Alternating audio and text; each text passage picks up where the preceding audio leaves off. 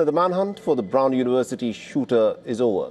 The suspect has been found dead, apparently with a self-inflicted gunshot.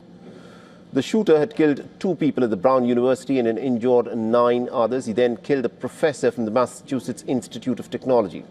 And finally, he seems to have killed himself.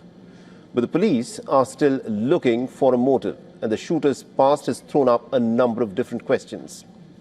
The suspect is said to be this man, Claudio Manuel Neves Valente. He was 48 years old and a citizen from Portugal.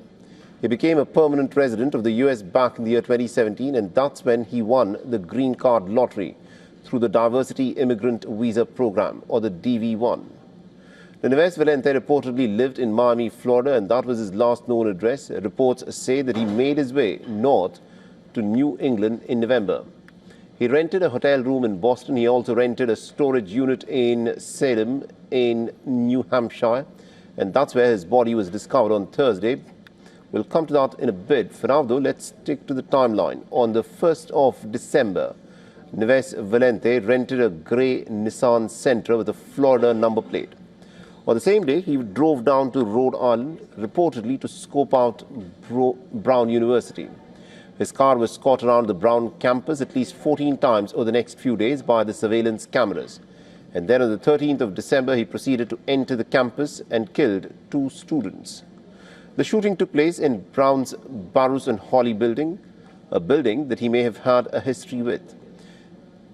Neves Valente was once a student at Brown University back in the year 2000 and 2001. He was admitted into the university's physics PhD program in the autumn of the year 2000.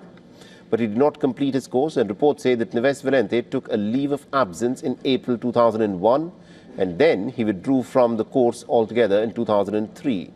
For the few months that he did study at Brown, most of his time would have been spent at Barrows and Hawley building, because that's where the physics classes took place. Now, Neves Valente's murder spree did not end at Brown. After that, he proceeded to kill a professor from MIT.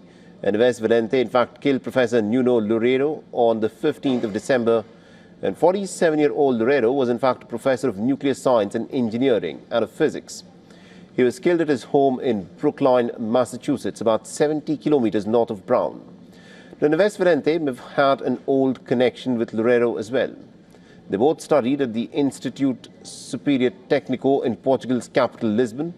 They studied the same academic course there between 1995 and the year 2000.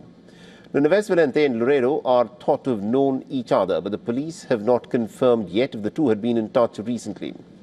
The connection also throws up a number of questions. What happened at Brown University between the year 2000 and 2001? And why did Neves Valente drop out? Now, does this have anything to do with his attack almost 25 years later on the same campus? And did something transpire between Neves Valente and the MIT professor Loureiro? Something while they'd studied together back in Portugal. For now, though, the Trump administration is taking action against the green card lottery system itself. They blame it for letting a dangerous person like Neves Valente into the United States. So Homeland Security Secretary Kristi Noem has announced a pause on the DV1 program. But is this really a case of an immigrant not being vetted, or is it about something that goes much further back? For all the latest news, download the WION app and subscribe to our YouTube channel.